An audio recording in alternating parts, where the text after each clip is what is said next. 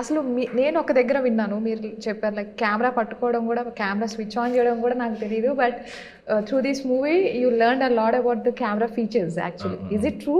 అన్నీ కూడా కాదండి, బేసిక్గా అయితే మరి లాస్ట్ ఇయర్ దుబాయ్ వెళ్ళినప్పుడు సరే ఈ సినిమా ఎలాగో ఒప్పుకున్నాను కదా, అండ్ ఫొటోస్ తీసుకోవడానికి ప్లస్ ప్రాక్టీస్ చేసుకోవడానికి ఒక కెమెరా కొందామని కొన్నాను కరెక్టే, కానీ నాకు అది ఎలా ఆన్ చేయాలో కూడా తెలియదు.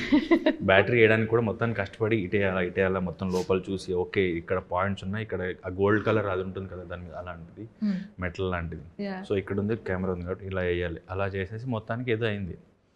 ఫోన్ బ్యాటరీలు అప్పట్లో ఫోన్ బ్యాటరీలు ఉన్నప్పుడు ఏంటి ఈజీ తెలిసిపోద్ది, ఇది నాకు తెలీదు. సో అది మొత్తానికి అది వేసాను, కానీ ఆన్ చేయడం ఎక్కడో బటన్ గుర్తులేదు. వాడు మాల్లో ఉండేవాడికి ఇది ఆన్ చేసి అంటే ఆడు అసహ్యంగా చూశాడు, ఎందుకు రండి కెమెరా ఆన్ చేయడం కూడా రాదు అన్నప్పుడు అన్నట్టుగా. అది అయిపోయింది. మెమరీ కార్డ్ ఎక్కడ తెలియట్లేదు, ఎక్కడ ప్లేస్ అదేమో బ్యాటరీ కింద ఉంది, నాకు అది తెలియట్లేదు.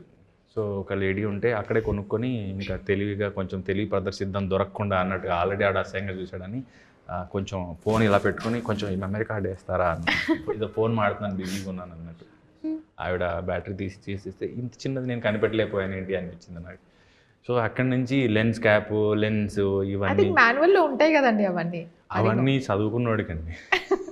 మన ఏంటి కెమెరా అంటే ఇంతే ఎక్కడ పడుతుంది ఏంటి అంతే కదా, మరి మాన్యువల్ మొత్తం ప్రిపేర్ అయ్యి చదివి ఇంగ్లీష్ వచ్చేది అంతంత మాత్రం, మళ్ళీ దాంట్లో పదాలు అర్థం చేసుకొని దాంట్లో విచిత్రంగా ఉంటాయి, ఎక్స్పోజర్ అంటారు, ఐఓఎస్ అంటారు, మళ్ళీ దీని ఒక్కొక్క దాన్ని పోయి ఎవడు గూగుల్ చేయాలన్నట్టుగా రెడీమేడ్ కావాలి కదా, అలవాటైన పానం ఈజీ. సో నొక్కితే ఫోటో వస్తుంది అంతవరకే, జూమ్ ఇన్ జూమ్ అవుట్ అంతే. అందులో ఈ సినిమా డిఓపి సోమశేఖర్, తను FTI నుంచి గ్రాడ్యుయేట్.